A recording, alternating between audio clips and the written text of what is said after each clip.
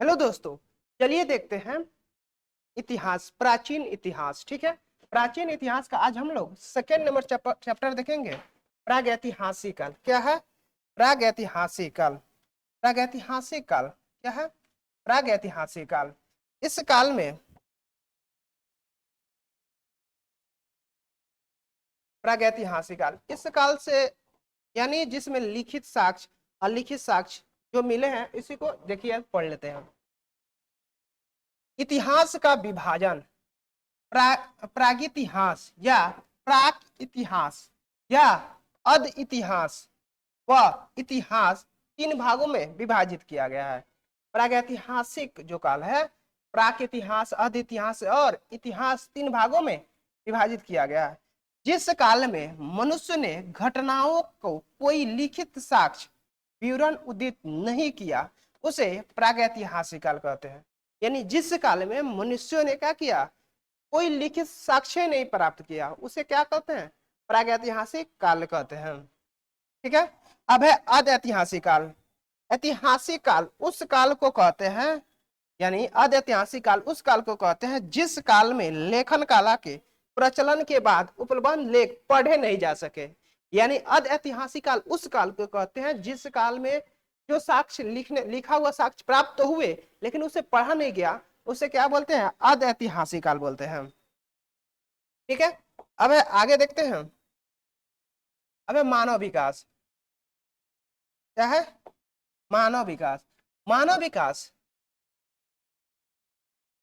मानव विकास के उस काल को इतिहास कहते हैं जिसका विवरण लिखित रूप में उपलब्ध है। यानी इतिहास उसे कहते हैं जिस काल में कोई भी साक्ष्य प्राप्त हुए, लिखित साक्ष्य प्राप्त हुए, उसे उसका विवरण भी मिलता है, क्या क्या हुआ था, उसी क्या बोलते हैं? इतिहास बोलते हैं। अब नोट में है ज्ञानी मानव। ज्ञानी मानव यानी होमो सैपियंस का प्रवेश इस धरती पर आज से लगभग 30 या 40 हजार वर्ष पूर्व हो गया था।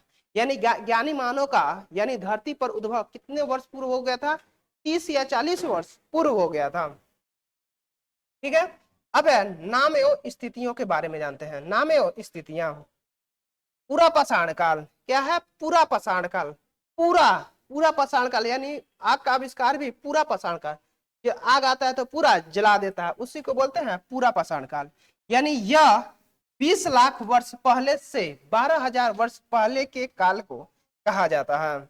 यानी पूरा पाषाण काल, यह काल 20 लाख वर्ष पहले से 12,000 वर्ष पहले के काल को कहा जाता है। इस काल को तीन भागों में विभाजित किया गया है। यानी पूर्व पाषाण काल को तीन भागों में विभाजित किया गया है: आरंभिक, मध्य एवं उत्तर पूरा पाषाण काल। ठीक है, यानी पूरा पाषाण काल को तीन भागों में विभाजित किया: आरंभिक, मध्य और उत्तर पूरा पाषाण काल। मानव इतिहास की लगभग 99% कहानी इसी काल के दौरान हुई है। यानी पूरा पाषाण काल में क्या हुआ है? मानव इतिहास की लगभग 99% कहानी क्या हुई है? पूरा पाषाण काल के दौरान हुई है। अब है मध्य पाषाण काल। क्या है? मध्य पाषाण काल। मध्य पाषाण काल यानी मध्य पाषाण जिस काल में पर्यावरणीय बदलाव, जिस काल में पर्यावरणीय बदलाव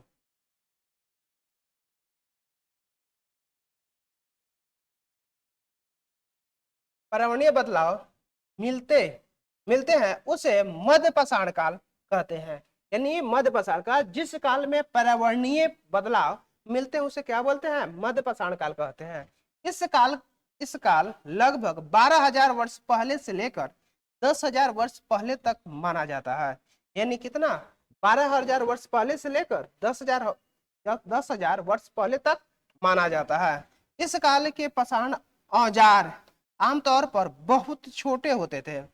यानी मध्य पाषाण काल का औजार जो बनते थे, यानी औजार का मतलब हो गया कुल्हाड़ी, हल्ला, ये सब क्या है? औजार है। इस सब जो बनते थे बहुत छोटे छोटे होते थे। ठीक है, इन्हें माइक्रोलिथ अब यानी लघु पाषाण कहा जाता था। यानी छोटे छोटे होने के कारण क्या माइक्रोलिथ या लघु पाषाण कहा जाता है। प्राय इन औजारों में हड्डियों या लकड़ियों के मुठे लगे हौसिया और आरी जैसे औजार मिले हैं। ठीक है, यानी मध्यपाषाण काल में यानी क्या मिले थे, जो हड्डियों से बना हुआ औजार यानी कुल्हाड़ी बना हुआ, चोक नोकीला कोई चीज बना हुआ, चाकू बना हुआ, यही सब मिले हुए औजार। ठीक है, अब एक कुछ महत्वपूर्ण तिथियां है मध्यपाषाण काल, यानी 12 से 10 हजार वर्ष पहले, 12 से 10 हजार वर्ष पहले का बात है। बसने की प्रक्रिया का आरंभ 12 हजार वर्ष पहले हुआ था। यानी बसने की प्रक्रिया का आरंभ कब से हो गया था, 12 हजार वर्ष पहले हो गया था। नवपाषाण काल का आरंभ 10 हजार वर्ष पहले हो गया था। नवपाषाण काल का आरंभ कितना वर्ष पहले हो गया था, 10 हजार वर्ष पहले हो गया था। मेहरगढ़ में बस्ती का आरंभ लगभग 8 हजार वर्ष पहले हो गया था। यानी मेहरगढ़ में बस्ती बसने का आरंभ कब से हो गया था, 8 हजार वर्ष पहले ही हो गया था। ठीक है, अब देखते हैं नवपाषाण काल। क्या है नवपाषाण काल? नवपाषाण काल इसकी शुरुआत लगभग 10 हजार वर्ष पहले होती है। यानी नवपाषाण काल की शुरुआत जो होती है कितने हजार वर्ष पहले होती है, 10 हजार वर्ष पहले होती है। पूर्व पाषाण युग या पूरा पाषाण काल के मानव के जीविका का मुख्य आधार शिकार था। शिकार पूरा पाषाण काल में आदि मानव के मनोरंजन के भी साधन थे। आदि मानव के मनोरंजन के भी साधन थे।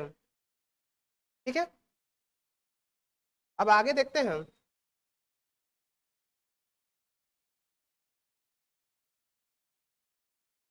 अब है हाँ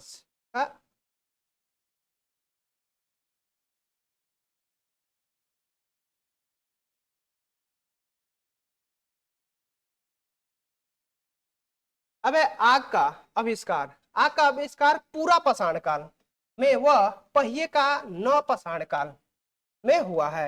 यानी आग का आविष्कार कब हुआ था, पूरा पाषाण काल, यानी पूरा जल आग जब आता है तो पूरा जला देता है, तो यही समझिए पूरा पाषाण काल।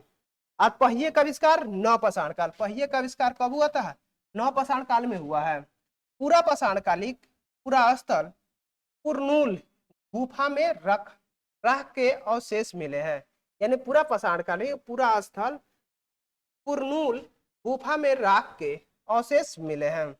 मनुष्य में अस्थायी निवास की प्रवृत्ति नवपाषाण काल में हुई तथा उसने सबसे पहले कुत्ता को पालतू बनाया।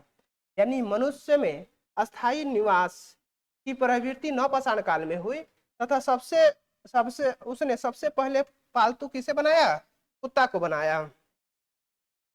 मनुष्य ने सर्वप्रथम तांबा धातु का प्रयोग किया। यानी मनुष्य ने सर्वप्रथम किसका प्रयोग किया था, तांबा का प्रयोग किया था। अब है उसके बाद उसके द्वारा बनाया जाने वाला प्रथम औजार क्या था, कुल्हाड़ी था। यानी मनुष्य ने सबसे पहले किसका प्रयोग किया, तांबा का, और सबसे पहले औजार कौन सा बनाया था, कुल्हाड़ी। कुल्हाड़ी यानी टांगी। प्राप्ति स्थल अति स्मरक अतिर पक्कम अतिरम पक्कम था। ठीक है, कृषि का आविष्कार लगभग 8 हजार वर्ष पूर्व नवपाषाण काल में हुआ।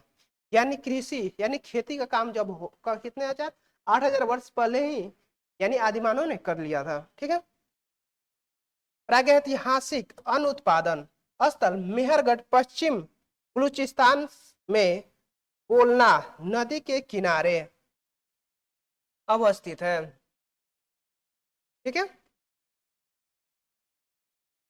कृषि के लिए अपनाई गई सबसे प्राचीन फसल गेहूं है। यानी कृषि के लिए कृषि के लिए अपनाई गई सबसे प्रमुख फसल कौन थी, गेहूं है। पहली फसल एवं जौ थी। पहली फसल कौन था, जौ। लेकिन मानव द्वारा सर्वप्रथम प्रयुक्त अनाज कौन है, चावल है। यानी जो मानव द्वारा सर्वप्रथम प्रयुक्त अनाज कौन है, चावल है। कृषि का प्रथम उदाहरण मेहरगढ़ से प्राप्त हुआ है। कहां से हुआ है, मेहरगढ़ से। कोल्डिवा उत्तर प्रदेश का संबंध चावल के प्राचीनतम साक्ष्य से है।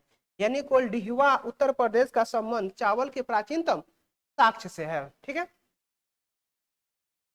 अब मेहरगढ़ से ही प्राचीनतम अस्थायी जीवन के साक्ष्य मिले हैं। मेहरगढ़ से ही प्राचीनतम अस्थायी जीवन के साक्ष्य मिले हैं। मेहरगढ़ में एक कब्र में मृतक के साथ एक बकरी को भी दफनाया गया है। ठीक है, यानी मेहरगढ़ में एक कब्र में मृतक के साथ एक बकरी को भी दफनाया गया है। किसको दफनाया गया था? एक बकरी। भारत में पूर्व प्रस्तर युग के अधिकांश औजार स्फटिक यानी पत्थर के बने थे। भारत में पूर्व प्रस्तर युग के अधिकांश औजार स्फटिक यानी पत्थर के बने थे। भूगर्भ वैज्ञानिक रॉबर्ट ब्रूस फुट पहले व्यक्ति थे जिन्होंने 1863 में भारत में पूरा पाषाण कालीन औजारों की खोज की है। रॉबर्ट ब्रूस फुट पहले व्यक्ति थे जिन्होंने 1863 में भारत में पूरा पाषाण कालीन औजारों की खोज की है। अब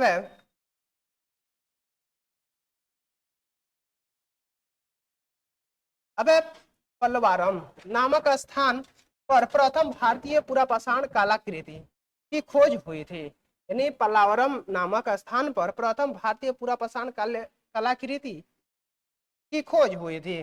भारत में मध्य पाषाण काल के विषय में जानकारी सर्वप्रथम 1867 ईस्वी में हुई, जब किसी एल कार्लाइल ने विंध्य क्षेत्र में लघु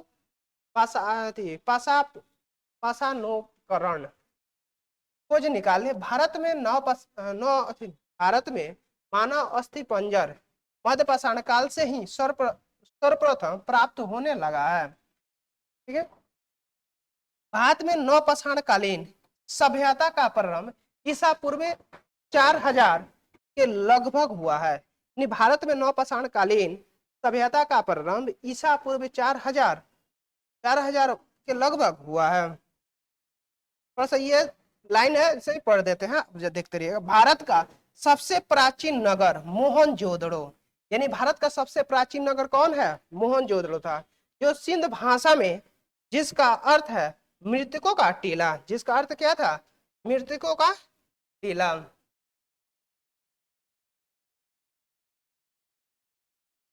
अब असम का श्वेतभ्रूम गिबन भारत में पाया जाने वाला एकमात्र मानवाभाव कपि है। यानी असम का श्वेतभ्रू गिबन भारत में पाए जाने वाला एकमात्र क्या है? कपि यानी बंदर है। इनाम गांव ताम्रपाषाण युग या चालकोलिथिक युग की एक बड़ी बस्ती है। यानी इनाम गांव ताम्रपाषाण युग का चालकोलिथ युग की एक बड़ी क्या थी? बस्ती थी। इसका संबंध जरवे संस्कृत से है। इसका संबंध किससे है? जरवे संस्कृत से है। भारत में शिवालक की पहाड़ी से जीवाश्म का प्रमाण मिला है। यानी भारत में शिवालक की पहाड़ी से किसका मिला है? जीवाश्म का प्रमाण मिला है। अब 1867 से 68 में पहली बार भारत में शैल चित्रों, यानी कब? 1867 से 68 भारत में शैल चित्रों की खोज हुई। खोज आर्कीबोल्ड कार्लाइल ने की थी। यानी शैल चित्रों की खोज कब की गई थी? 1867-68 में किसने की थी? आर्कीबोल्ड कार्लाइल ने की थी। अब भीम बैठका गुफा पूरा पाषाणिक आवासीय पुरास्थल है। क्या है? पूरा पाषाणिक आवासीय पुरास्थल है। यह आदि मानव द्वारा बनाए गए शैल चित्रों और शैलाश्रयों के लिए प्रसिद्ध है। शैलाश्रयों एवं प्रसिद्ध है। इन चित्रों को पूरा पाषाण काल से मध्य पाषाण काल के समय का माना जाता है। यानी पूर्व पाषाण काल से लेकर समय को माना जाता है। अब ये चित्र भारतीय उपमहाद्वीप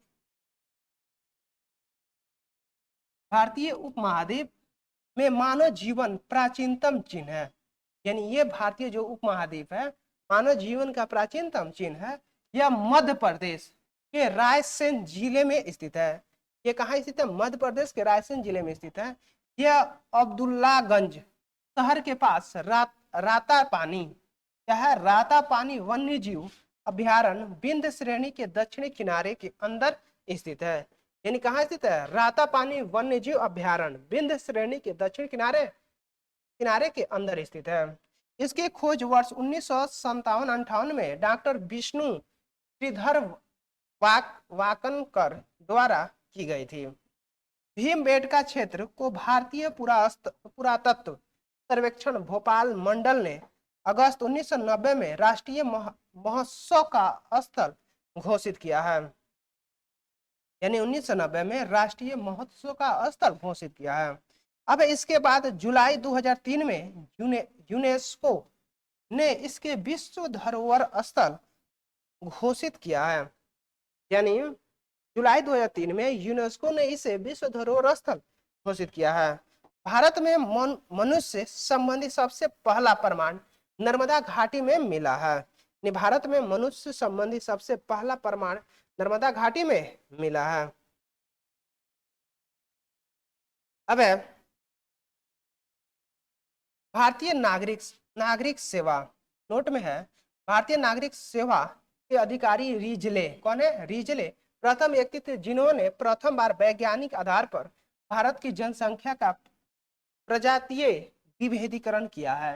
यानी भारतीय नागरिक सेवा के अधिकारी कौन थे? रिजले प्रथम व्यक्ति थे जिन्होंने प्रथम बार वैज्ञानिक आधार पर भारत की जनसंख्या का प्रजातीय विभेदीकरण किया है। ठीक है, अब देखते हैं हम